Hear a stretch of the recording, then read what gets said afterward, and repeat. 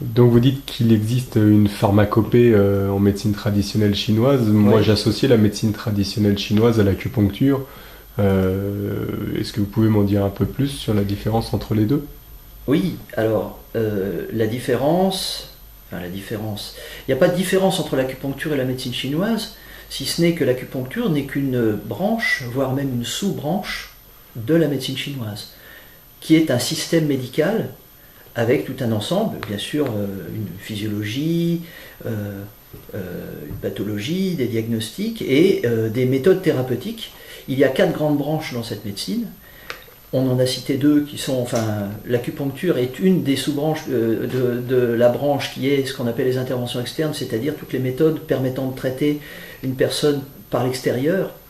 Et cette méthode va du massage à la chirurgie, en fait, bien qu'on ne l'enseigne pas en France, parce qu'on a ce qu'il faut ici. Mais l'acupuncture et le massage sont les 2 méthodes les plus connues.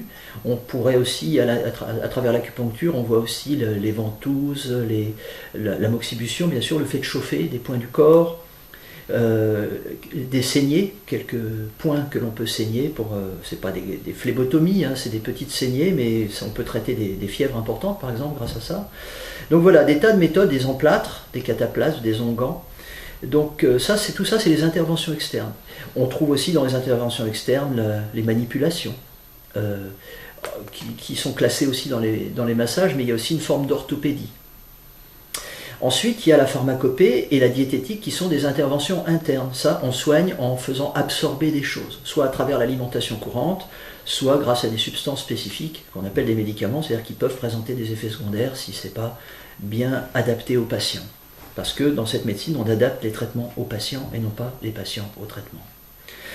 Les 2 autres branches sont les exercices, tout ce qui est de l'ordre de l'exercice ou du postural, donc tout ce qui est ergonomique, tout ce qui est activité permettant de corriger des défauts. C'est souvent pour des problèmes, je dirais, d'enveloppe corporelle, de structure, donc des problèmes osseux, des problèmes musculaires.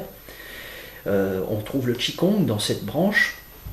Et puis une autre branche importante, et bien sûr, c'est la psychologie et la psychothérapie, c'est-à-dire agir par l'esprit pour traiter ou des problèmes psychologiques ou des problèmes psychosomatiques, parce que bien sûr on peut se rendre sérieusement malade avec nos états psychoaffectifs.